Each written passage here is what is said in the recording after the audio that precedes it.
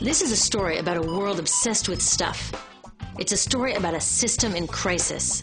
We're trashing the planet, we're trashing each other, and we're not even having fun. The good thing is that when we start to understand the system, we start to see lots of places to step in and turn these problems into solutions.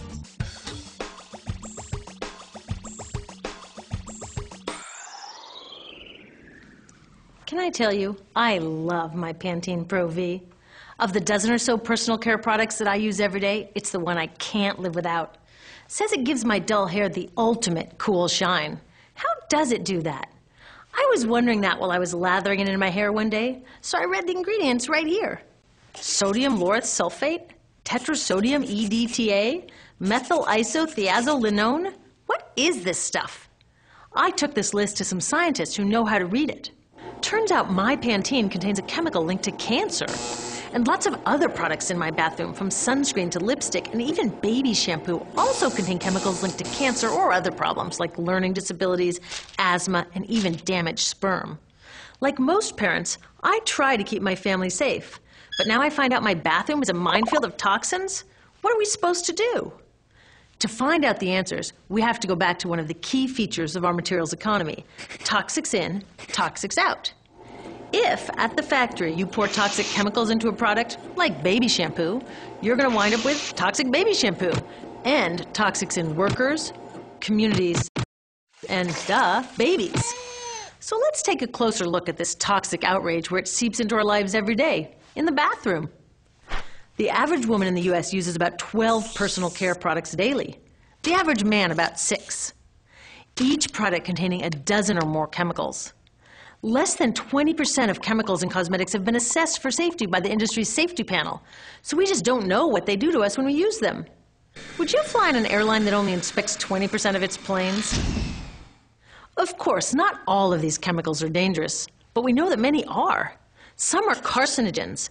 That means that they can cause cancer. Others are neurotoxins and reproductive toxins, proven to mess up brain development and reproduction in animals. Wait a minute, we're animals too. It's like a giant experiment. We're using all these mystery chemicals and just waiting to see what happens. One thing we do know is that they're getting inside us.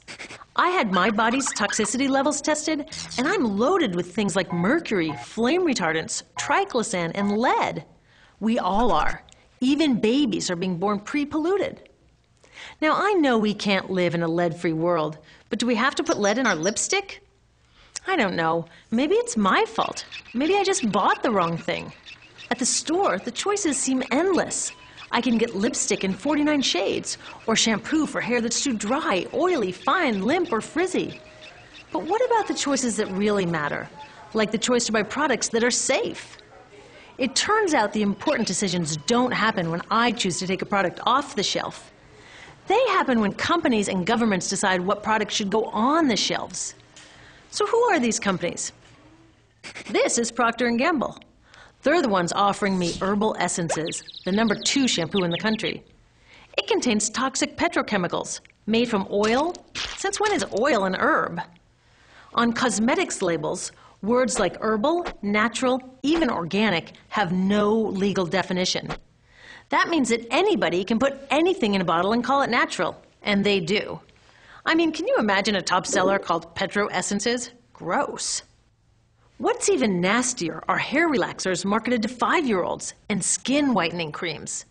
These are super toxic, both in their ingredients and in the message they send about what beauty is. Oh, here's Estee Lauder offering me a chance to help find a cure for breast cancer. That's nice. But wait, they're also using chemicals linked to cancer.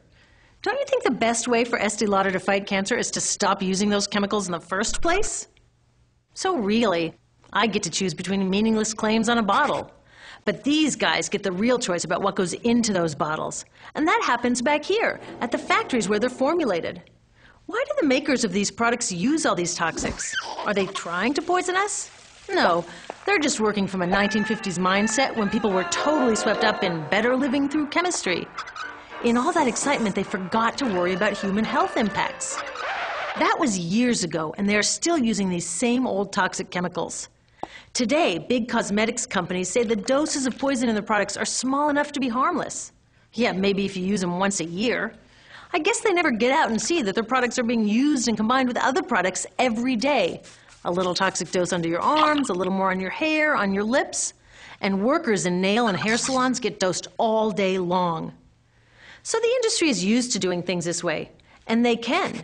Because even now that scientists have linked the chemicals they're using to all sorts of problems, there are no laws to get rid of them.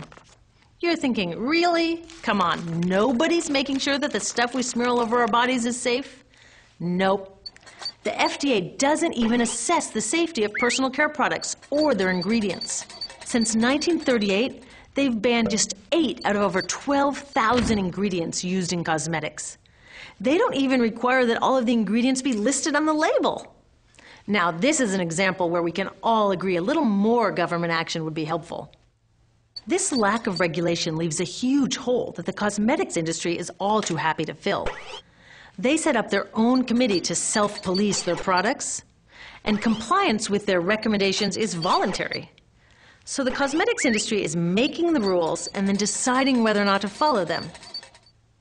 So you see, it isn't our fault that these toxic products are in our bathrooms. It's a whole broken system that's ignoring the simple rule: toxics in, toxics out. But we're not helpless. There are resources online that we can use to protect ourselves by identifying the best possible choices in the store.